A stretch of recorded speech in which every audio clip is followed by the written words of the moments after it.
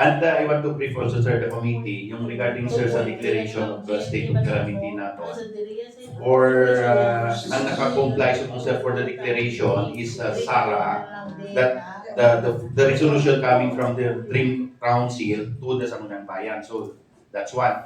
But kung tanawon mo, sir, is for us, sa amon level, hindi siya makasulod sa imo 60. Pero ang amon ang inalang tao subong, kung may 2 or more municipality who will declare a state of calamity, no choice kami but mag-declare kita sa state of calamity. I think that will happen, sir, on April 29, sir, sa ano naton, sa second quarter Dream Council meeting naton. Kaya ang nakita naman, sir, pa si Estancia nag-declare today, pero sa well assess niya, sir, wala niya ma-pinpoint nga nagalinan sa Dream Council. So, nag-declare sila. Wala ba lang sa malutak din yung partner, no? Wala. Yes, malutak So, hindi na malang kumata ko, ko, kanto ito si... Yes, sir, itawag ko, sir. Colonel Salinas, ko, estudyante ko na muli ka nagikas na. Oo, sir, itawag ko siya. Tapos, sir, very alarming na, sir, ang damage to crops na to. Nakalabot na kita mga 0.6 billion. So, 0.6 billion, almost 600 million. Yes, sir. But on the 15%, 30% of the affected livelihood, sir, daw hindi pa siya makasulod. Kasi sa mo na nga criteria, agricultural livelihoods. Second criteria, sir, is 15% of the total affected population. The affected populations are farmers. So, ang farmers nga degree of affected natin, sir, is more or less mga butang sa mga 9,000.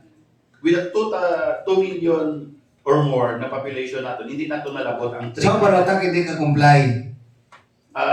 I told him magpangayo konsey mo, advice, ang criteria para sa linggo, i-check mo kung makasunod ang barotak sa dira nga criteria, itong percentage, yes, sir. Yes, sir. Number of barangays, population, and so forth. Kasi hindi lang basta-basta magdeklarar ka mo kaya may requirement under the local government code. Yes, sir, sa MO60. On critical infrastructure, sir, which is the source of potable water, kung i-inventory mo, sir, may mga sources of potable water pa, to include also sa agriculture natin, the river run water. So, sa sining mga criteria, daw hindi siya kapasa. But then, kung very aggressive ang mga banwa, na mag-declare sila, no choice kita, sir, but to follow what was stipulated, pag mag-declare na 2 or more municipalities, but you have to take note, kung pa lang April, may yes, sir. 8 months pa kita na damo pa na maabot mga kalamitan.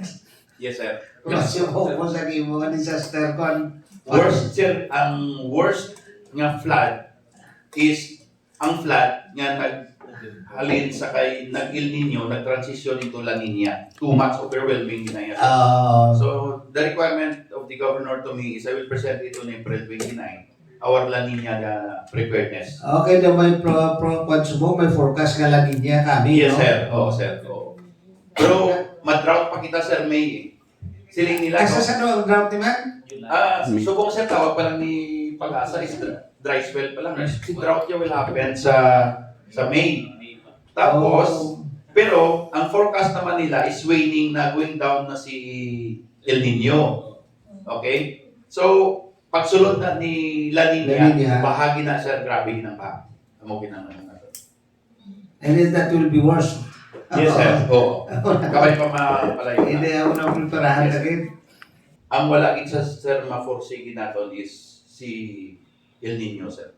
Ang last niya El Nino nga medyo very harsh man ang effect niya is 2016. And sa subong series with this 0.6 billion nga crop damages natin, wala kita, sir, to be candid about and frank, wala kita, sir, ang interventions natin, mitigation measures natin, Wala, no? hindi siya masyado magkagan.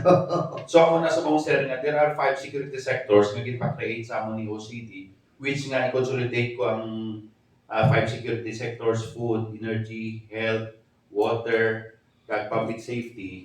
Pag ma-incorporate na nato na, sir, it requires budget, which nga in the incoming El Nino, magkaroon na kita, sir, ng provincial task force, El Nino. So that May kinarap mo budget, kuligan ka naman. Yes, sir. Thank you, sir. Thank you, sir. Thank you, sir. Ano ka man na we need your expertise kay maritime command sa lunagan sa disaster.